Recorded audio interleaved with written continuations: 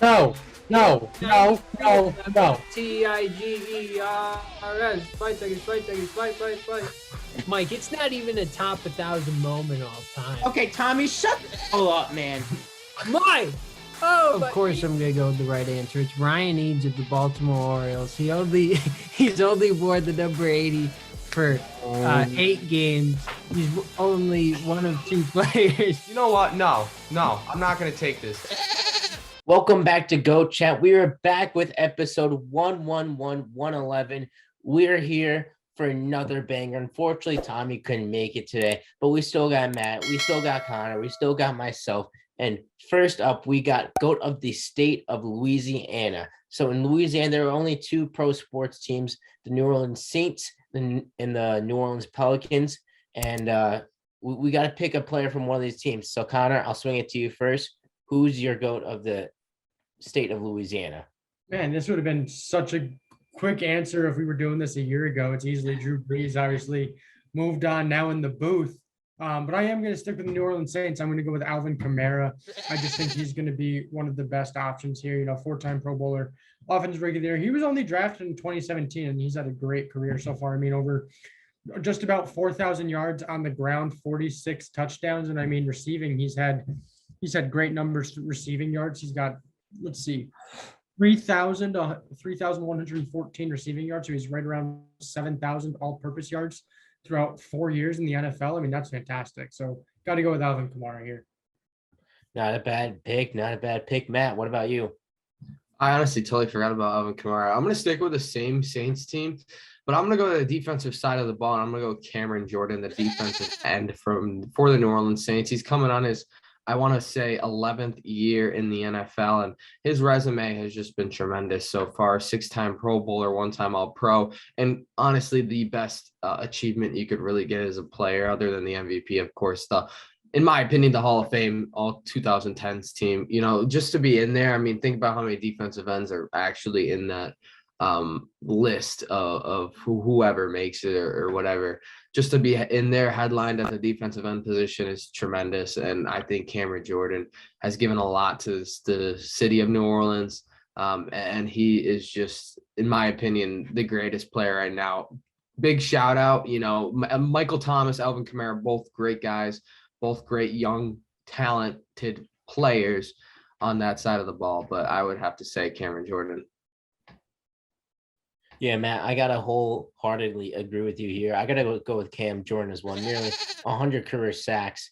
And you pointed out that Hall of Fame 2010s team really sticks out on his resume in a good way. Alvin Kamara has, been great since he's been in the league, but he just has had not as much time as Cameron Jordan in New Orleans. And the overall impact Cam Jordan has had on the Saints and in New Orleans is immense. And I don't think Alvin Kamara can match up to that, even though he's been awesome ever since he's been drafted. But one thing you also have to consider, Cam Jordan has not missed a single game in his career. He has played 10 straight seasons of 16 games, and he still has not missed a game this season. So a lot of people like to say the best ability is availability, and Cam Jordan has that. Plus with top tier talent as well, it's got to be Cam Jordan for me.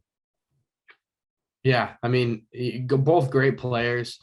We've been a lot of football, not a lot of basketball. Obviously, skipped over the Pacers, skipped over the Pelicans. I'm sure maybe 10 years from now, maybe a Pelicans name of Zion Williamson would be out there. But Zion is pretty young in the league, and he doesn't really have that availability. Like Mike said, the best ability is availability. Basketball, shout out to you guys. I know all the fans are waiting for some basketball. I'm sure we'll hit a basketball player coming up soon. But any final thoughts before we head into our major topic? Nope. All right, we're going to head into our first topic of the day. And then after that, we got the GOAT picks, GOAT of the week. Great episode coming up for you guys. We will see you guys right after the break.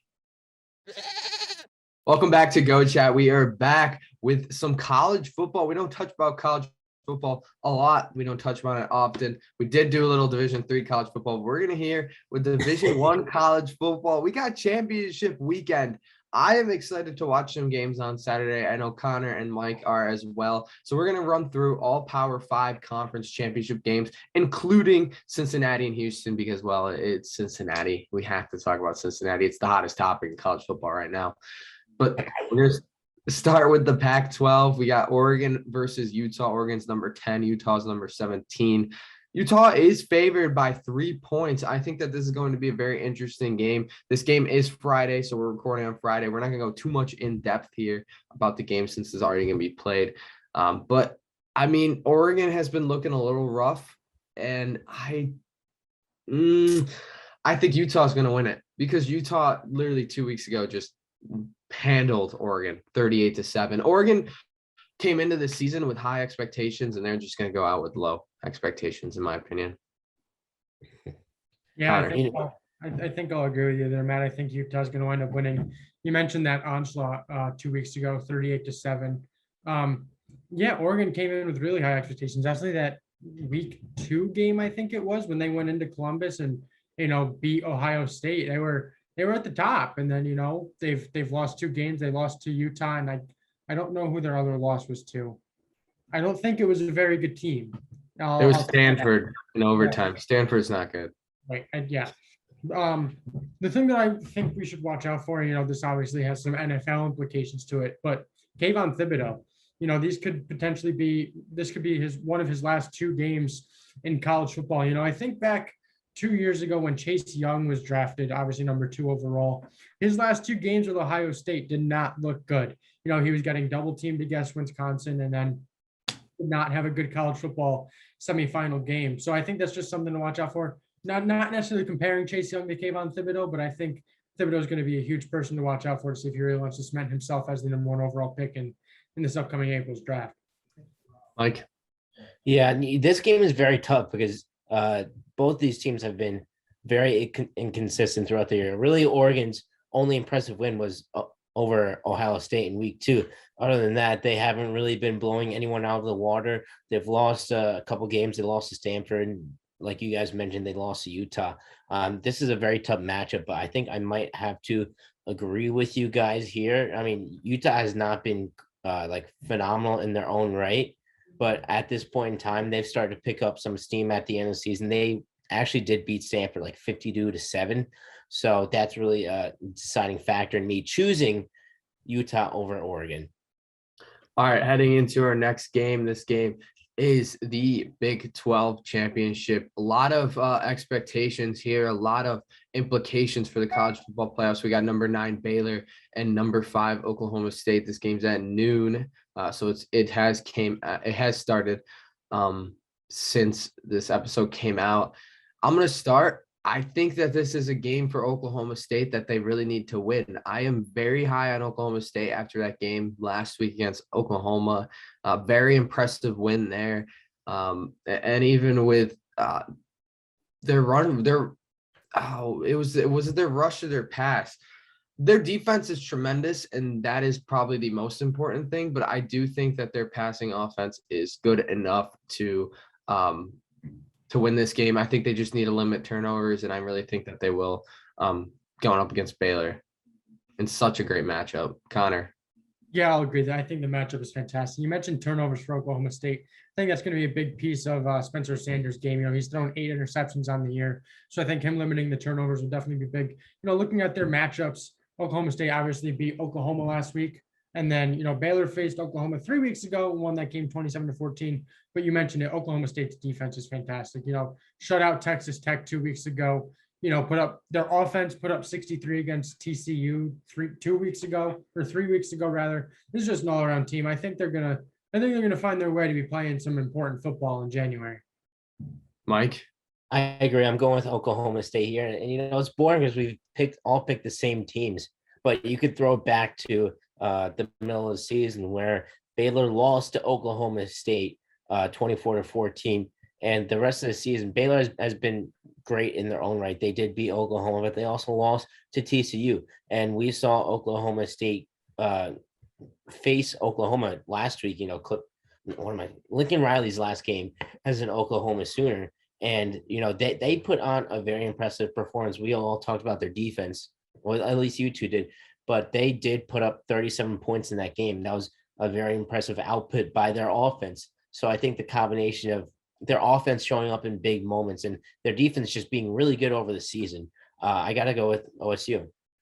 Yeah, I mean, Lincoln Riley moved on from Oklahoma to go to USC, and so did Brian Kelly with Notre Dame going over to LSU. Two really big coaching changes this week in college football.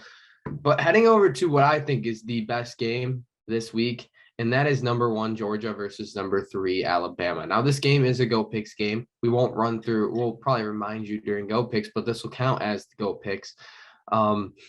It's a really big game. I am interested. I'll go first since I'm on top of Go Picks, just so it's kind of fair. I'm going to go, oh man, it's so difficult because Georgia is that defensive team, and that's defensive minded. They've just been killing teams because of their defense, only allowing 7 points. But Oklahoma or Alabama is that passing team, that team with the offense. Bryce Young he's looked good. I mean, last game was kind of a threat. I'm going to go with Georgia. I'm going to stick with Georgia. Go a little safe here. I do think Alabama 100% can win this game, and I do think it's going to be a very close matchup. But Georgia's defense is just too much for me, and I think, we saw Alabama crumble with that Auburn defense. I think Georgia's defense is just much better than that. Mike. I 100% agree that Georgia is going to win this game. They look like one of the best college football teams I've ever seen in my lifetime. Just they are so good on both sides of the ball. They haven't allowed more than 17 points this whole season. Alabama, obviously their offense is very explosive, but they've been, up and down the whole season. Just last week against Auburn, almost lost in a quadruple overtime game. Arkansas, that was a nail biter. And obviously the A&M game was not pretty at all for them. So, I mean, it's got to be Georgia here. They just have been consistently dominating their opponents, and there's no reason for me to stray away from them here.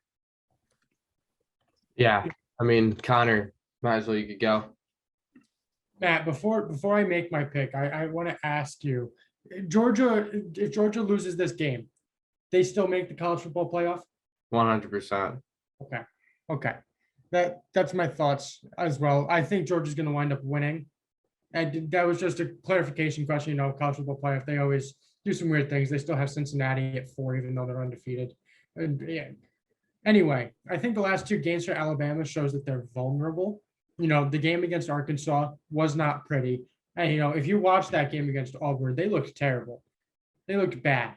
Right up until really the start of the 4th quarter, there was nothing going on in that game, really on both sides, Auburn and Alabama. But obviously they were able to get away into that overtime, touchdown with, I think, 19 seconds left to send that into overtime. But, I mean, Bryce Young's had a fantastic season, obviously a Heisman candidate, 40 touchdowns, only 4 interceptions. I just think Georgia's leaps and bounds the best team in college football. Yeah. I wouldn't be shocked if Alabama wins. I'm not going to lie, because I would be pretty surprised, but obviously you can never count Alabama out. They have one of the greatest coaches in college football history. I think Bryce Young is a superstar in the making, and that offense is leads really, can they do it through 4 quarters and throughout this whole season? They've had struggles with doing that. I think it's safe to say that Alabama is playing for a college football playoff spot. And like I said, I think if Georgia loses, I still think they get into the college football playoff. If Georgia loses, that is putting a lot of implications other places. It'll be wild to see on Monday where they place the 4 teams. If Georgia loses, do you think they would simply just switch Alabama and Georgia, move Alabama up to 1, Georgia down either to 2 or 3, and then if Michigan wins, you put Michigan wherever? I think it really depends on Michigan. If Michigan wins, I think Michigan stays at 2. Actually, might leapfrog to 1 depending on how they play. But if Georgia loses, I can't see them going to 2 and Michigan going down to 3, even if Michigan wins. So it would have to depend on Michigan winning this week. Yeah, I also think it is contingent on the performances from both teams. So, like, if Alabama squeaks out like an ugly win against Georgia, and Michigan just totally dominates their opponent in the Big Ten championship, then Michigan is 100% going to be the number one team. I don't know if I can agree with you there, Mike, only because the level of competition is so much higher. You think of Alabama and Georgia, they're at the top of the stature at college football. And then, Big Ten, definitely it's still a great conference, but, Michigan's going up against Iowa, the number 13 team in the country, still a very good team. I just think the level of competition that's there in the SEC, a hard fought win by Alabama over Georgia, I think still holds a higher stature than Michigan going out and winning by, plus 17 over an Iowa football team. There are so many questions, especially if Alabama beats Georgia, because everything just goes out of whack, kind of, because there are just going to be so many questions. Because someone might be able to leapfrog Cincinnati, whether we think that's right or wrong and stuff like that. But we'll just have to see what happens. We just got to wait and see. Speaking of Cincinnati, they got a game up against Houston, number 21, 4 p.m. on ABC. Houston's 21, Cincinnati's 4. I don't even need to really talk. I think Cincinnati wins this game. Cincinnati is just a much better team, obviously being undefeated, and their offense is tremendous. So that's all I have to say. Yeah, I have to agree. Cincinnati is such a good football team, and I hope for college football's sake that they make the college football playoff. I think back a couple years ago, it was UCF who had like 2 straight undefeated seasons. Conference definitely plays a big factor. Level of competition plays a big factor in that they didn't make it. But, they were an undefeated football team in Division I football at the highest levels. And, you don't make the college football playoff. So I hope for the committee's sake that, Cincinnati goes out there, they have a convincing win, they make the playoff. Yeah, I agree as well with you, Connor. I think Cincinnati's going to come out and win this game. And I hope they make the playoffs, because we really have not seen a non-Power 5 conference team make the playoffs. It was a shame that UCF didn't make it, even though they totally steamrolled their whole schedule. And, Cincinnati has played some good teams as well. I'm going to keep going back to that game against Notre Dame in Notre Dame, where they beat them by 2 possessions when they were ranked number 9. So I would love to see Cincinnati in the playoffs, and whoever they're playing, we'll see what happens in that game, but they are a phenomenal team and they deserve to make the college playoffs. Obviously, they have to win this game first, though. So they beat good team, not teams, Mike. It's good team. Well, yeah. Well, I just don't think they have any other really good win. Obviously, this Houston win would be a good win, but yeah. I think they're lacking that strength of schedule. That's what's pushing them down. That's definitely fair. Obviously they've had some other close games against Navy, 27-20, Tulsa as well. So I think they have to make this a convincing win against Houston, or even if they do win this game and like someone else like Oklahoma State goes out and destroys Baylor, they might leapfrog Cincinnati into that top 4. So they just got to go out there and do their thing. All right. Just a little while ago, we were talking about number 2 Michigan coming off a fantastic win over Ohio State. They are moving on to the Big Ten championship game against Iowa. This game is primetime, 8 p.m. on Fox. Michigan's got a line by 11, and I'm going to have to agree with them there. I think Michigan steamrolls Iowa.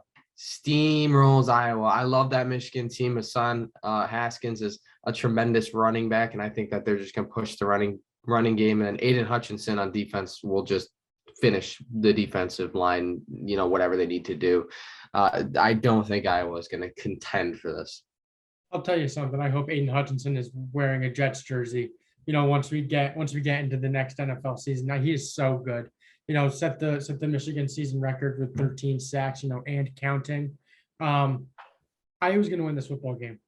Okay, now I know that sounds a little crazy. But Jim Harbaugh has not been known to win the big college games. Yes, he went out and beat Ohio State last week. I think they put too much time and effort into that game that they were already looking behind. I think Iowa's going to come out here, punch Michigan in the mouth, and catch them off guard.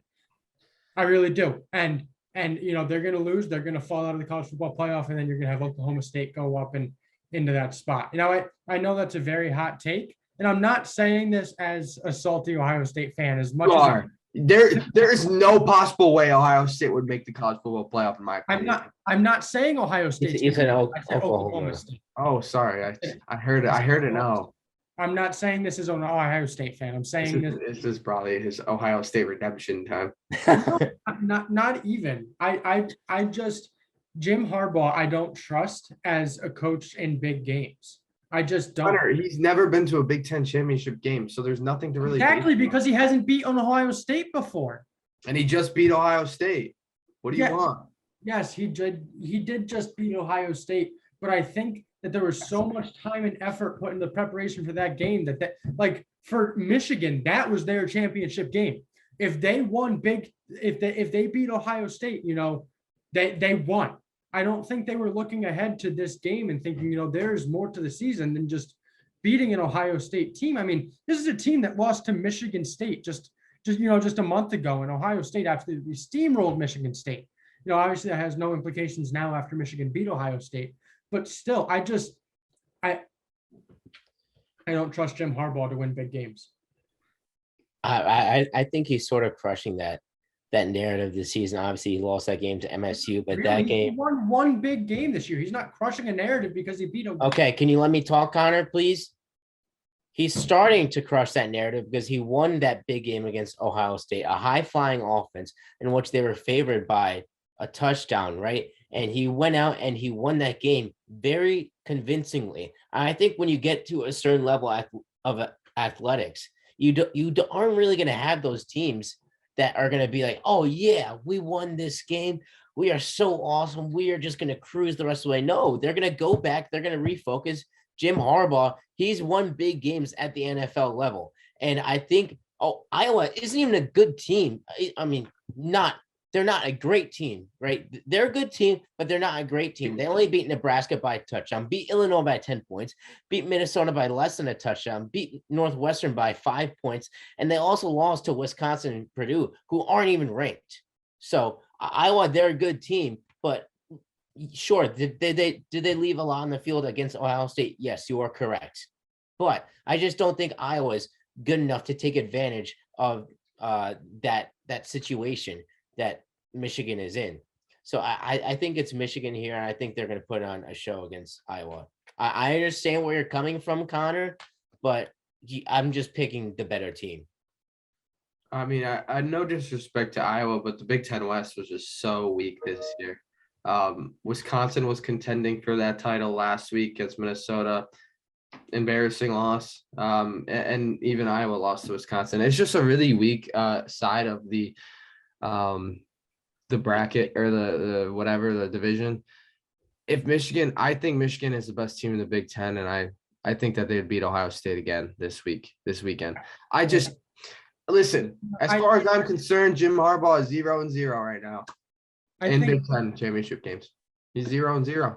There's no losing, and I think it's a very versatile offense. I mean, even with bringing in J.J. McCarthy for a couple of plays, you got a lot of different options. It's the best Michigan team Jim Harbaugh has ever coached by far. The offense is good. You have Haskins in the backfield. You have the dual head quarterback option with McCarthy. In the defense, they're very good. It's nothing against the Michigan team in my stance here. I just think that they have put too much time and effort into beating Ohio State and obviously I'm not a fly on the wall in the locker room. I don't know if this is a true statement. I'm just seeing this as, looking at it as far as a coach who has never beaten Ohio State before, that's the only thing that he really wanted to do. And that's what he gets recognized for. Fans stormed the field in Michigan because, they beat Ohio State. I don't know. It's just a gut feeling here. I think it's ludicrous that you think Jim Harbaugh only is looking for that Ohio State win. He's looking for that championship. He's looking for that college football playoff win because let's be real. He has an ego. We know he does. We saw him as a 49ers coach. He's been to a Super Bowl and he lost that Super Bowl. Got punched right in the stomach. He wants something more. And I can guarantee you that he wants this college football game so hard. And I guarantee you that this Michigan team was preparing everything right now, because if they lose this game, they're sliding out of the playoffs. And that's probably all I have to say. Yeah, I agree. Just to add a little more into that, the Ohio State is in the rear view mirror right now. These athletes are locked in, even though they're not professionals yet. They're very high level, and I have faith that they will know what to focus on, and they're looking for the ultimate reward, which is that college football championship. Moving to the final game before we go into the college football playoffs.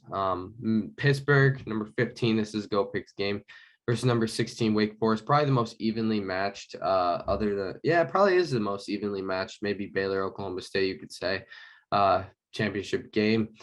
It's a great one.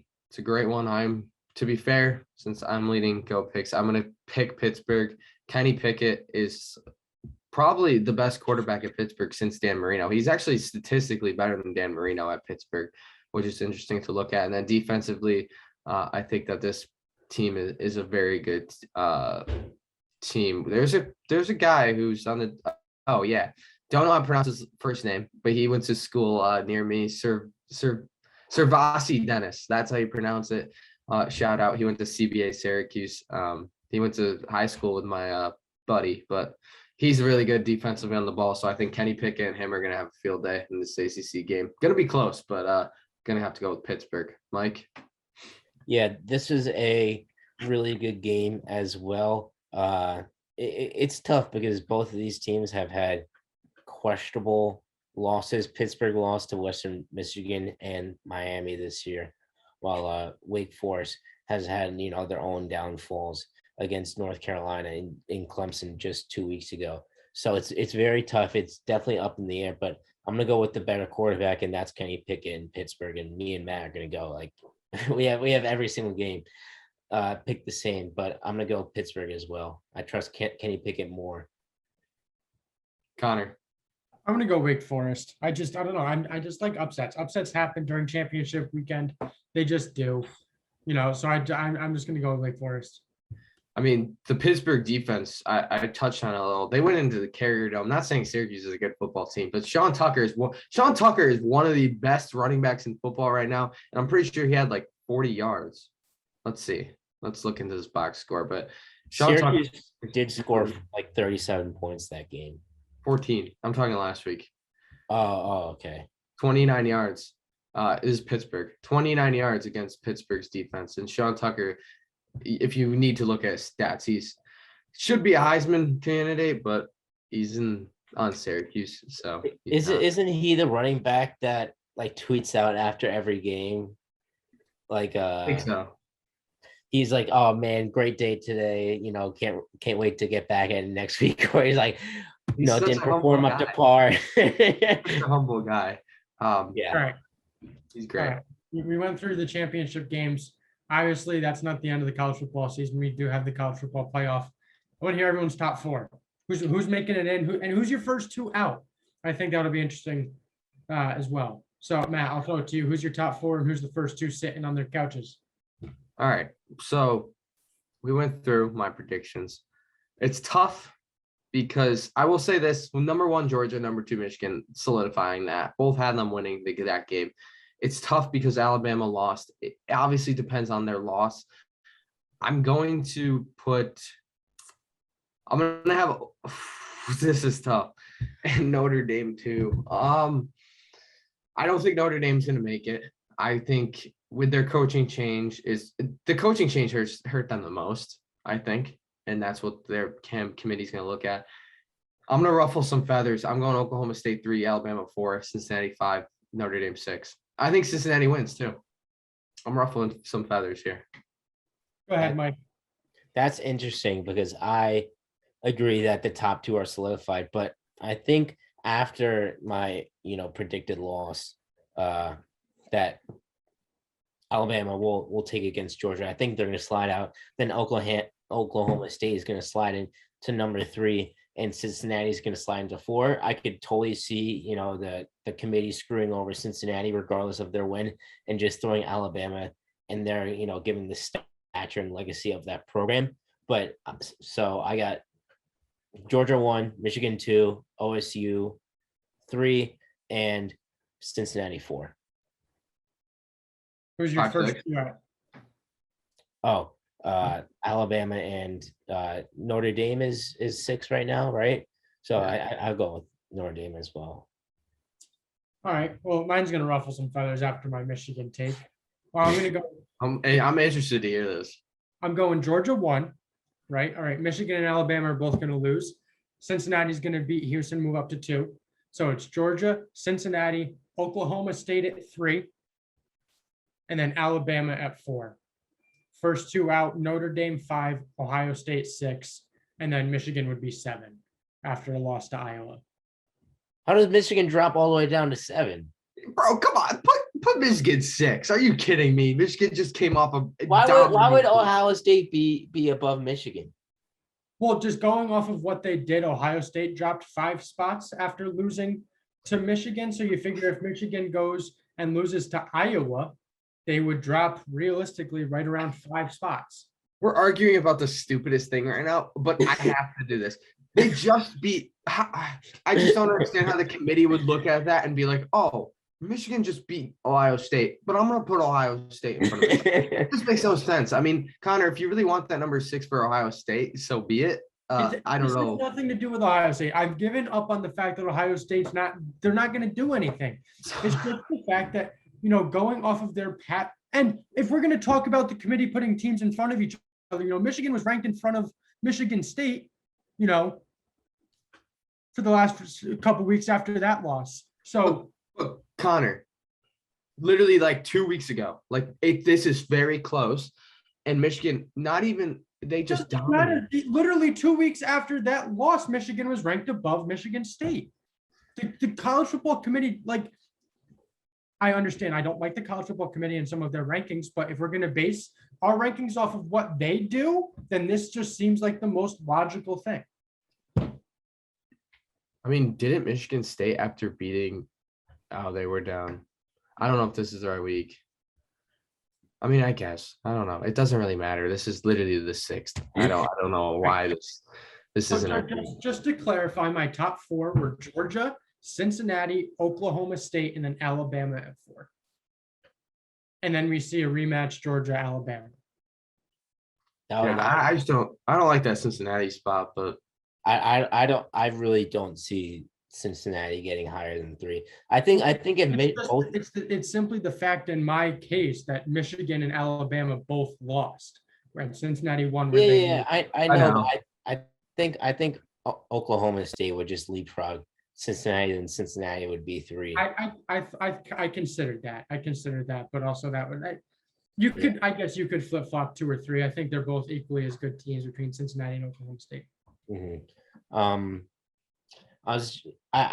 I'm really nervous that there's going to be a chance that if Alabama plays a close game with Georgia, and then Michigan wins as well, that and Oklahoma destroys Baylor, that Oklahoma State could slide into that 3 spot. Alabama gets bumped down to 4, and Cincinnati's out of it all. You know what I mean? That's literally my prediction. Yeah. Like the exact way that you just said that, that's what I think is going to happen. I think Alabama's going to play a close game with Georgia and keep themselves in this college football playoff. It's Alabama. I'm not saying the committee's always right. Yeah, no. It's Alabama and their stature. I just don't think Cincinnati has a great resume. I understand that they're undefeated. And I understand that their offense is tremendous. Like I said, Desmond Ridder is one of the best quarterbacks in college football right now. I just don't. Their resume just doesn't speak enough to me. So I got to take him out.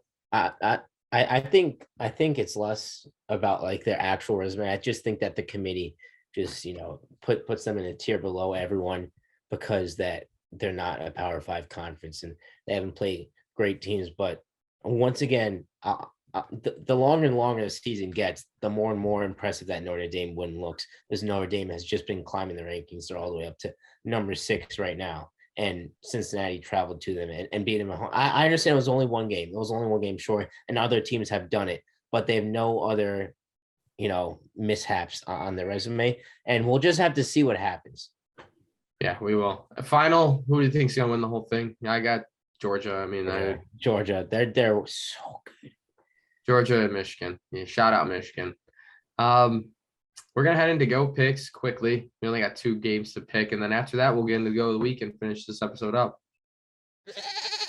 Welcome back to Go Chat. We are back with the GOAT picks. Just a reminder, we did pick 2 of the games. We all picked Georgia over Bama. Me and Mike picked Pitt over Wake Forest. Connor went with Wake Forest. We got 2 other games, and these games are football. Sticking with it. We got Los Angeles at Cincinnati. The order is me, Tommy, who unfortunately is not here, and we don't have his picks. Sorry about that, Mike and Connor. Fine. I'm worried about you. And then Mike, and then Connor. Chargers at Bengals. I'm going to go with the Chargers here. I'm very high on the Bengals. They're a good team. I just think Chargers are going to bounce back after that Broncos loss. Mike? I think both these teams are pretty good. They're both going to be in the fringe of playoff contention, but I think Cincinnati's going to go 8-4 this week, defeating LA. And Joe Mixon has been phenomenal for the Bengals this year. They've really utilized him in a full 3-down role, and he's going to run wild on LA. I'm going to go with the Chargers. I said it, was it last week where I don't completely trust the Bengals? Right. It was our Thanksgiving episode where I don't completely have faith and they should be thankful for where they are. I just like the Chargers team more. I trust Justin Herbert a little bit more than Joe Burrow at this point. I feel like Justin Herbert has had trouble with consistency throughout the season. Obviously, he goes to Denver, loses that game, and he's also, had some other close losses. But, anything could happen on a week-to-week basis. Speaking of consistency, we got the New England Patriots and Mac Jones heading into Buffalo. Patriots are 5-0 away. Buffalo has 7-4 record. Patriots 8-4. This is really for the division. I'm going to pick Buffalo here. I think it being in Orchard Park is huge for the Bills. I understand that the Bills have been less consistent as the Patriots have been lately, but Patriots winning streak needs to end some place. And Mac Jones on Monday Night Football, we'll see what we get from him. But I got the Bills. Mike? This is such a tough game because the Patriots have been the best team in the AFC since losing that overtime game to Dallas. They've rattled off 5 straight dominant wins. And really the only reason Buffalo is in contention right now is because they're playing at home. You know what? I'm going to go bold. I'm going to go with the Patriots here. Buffalo did lose to Indianapolis and Buffalo, so I don't know how much of an impact that's really going to have. And I think the Patriots are going to win this game. Connor? Yeah, I'm going to go with the Pats as well. I hate to see them doing so good. I hate it. I really do. And there's all this the high praise for Mac Jones. And, I have some opinions on that I guess we don't have to talk about now. But dude, yeah. I love it. I love it. I love Mac Jones. I think he's one of the best quarterbacks in that. I think he's probably the most effective quarterback in that draft last year, and probably the one that fits. Because he was put in the best situation right from the start. Didn't let me finish my sentence. I was just about to say the best system quarterback, but I was literally about to say that. All right. You guys ready those minds. Yeah. Go check Gridiron if you want to hear some more in depth. I'm sure maybe we'll talk about Mac Jones this week. I hope not. I mean, we got the Patriots Bills. We have to go through that eventually. Yeah. We got go to the week coming after this. A lot of great picks this week. A lot of great week of football last week. So we will get into that right after this. Welcome back to Go Chat. We are back with the Go of the Week. We checked the leaderboard. I did win last week with Jonathan Taylor. Pretty wild. I think Taylor got like 15 votes. Maybe it's a high, like ever. But he just obliterated CJ Stroud, and I'm all here for it.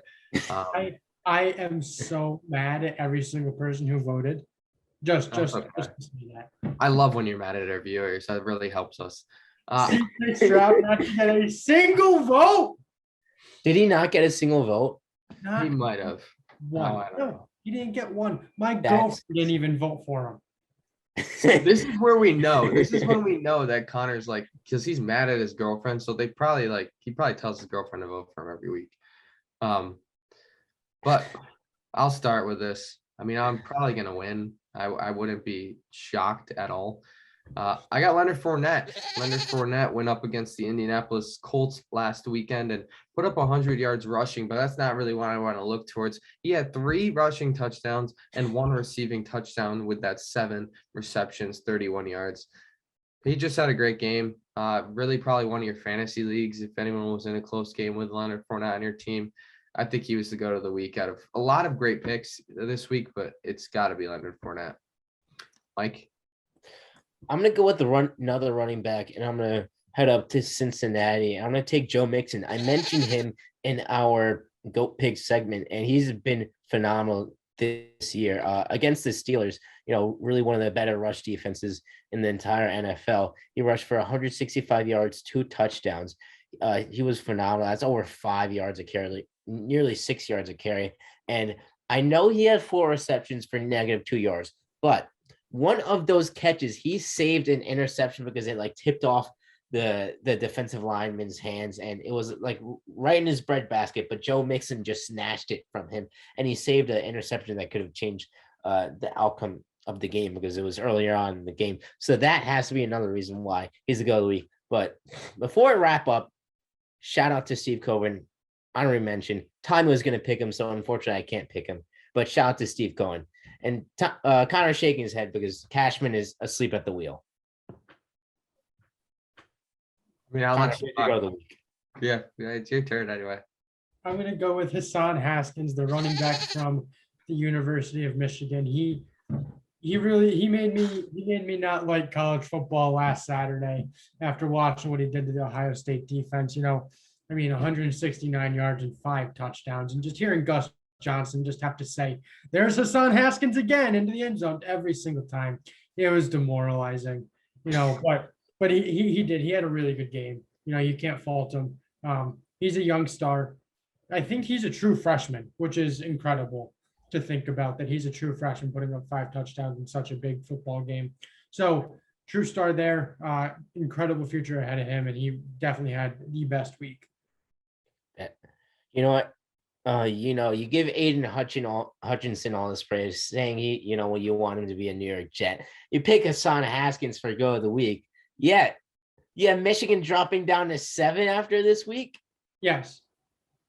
I'm shocked you didn't pick Hutchinson, to be honest. I thought Hutchinson would have maybe. Hutchinson had a great game. He had 3 sacks.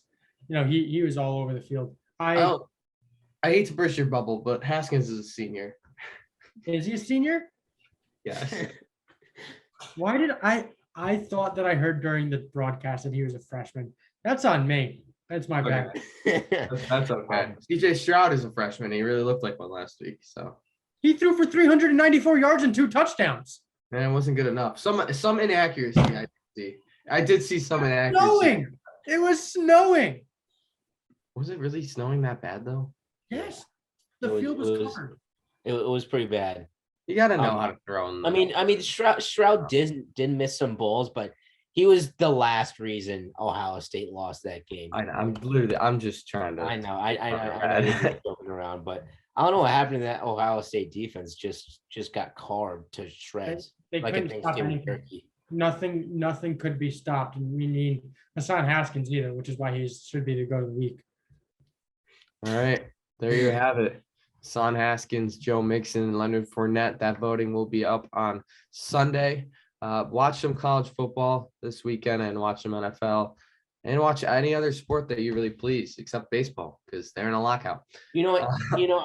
I'm honestly so disappointed we didn't get to talk about baseball because Tommy's not here. We're saving that conversation for when he gets back. But this has been probably the most exciting 2 weeks in baseball that there has ever been. I mean, how exciting can it be outside of what the Mets did? There is no interaction between anything MLB right now. What are you talking about? Most of the top tier free agents got signed. How about Texas signing Marcus Semien? They didn't actually get signed. Their contracts were not signed before the lockout. There is $1.6 billion just sitting there right now from teams not having been signed.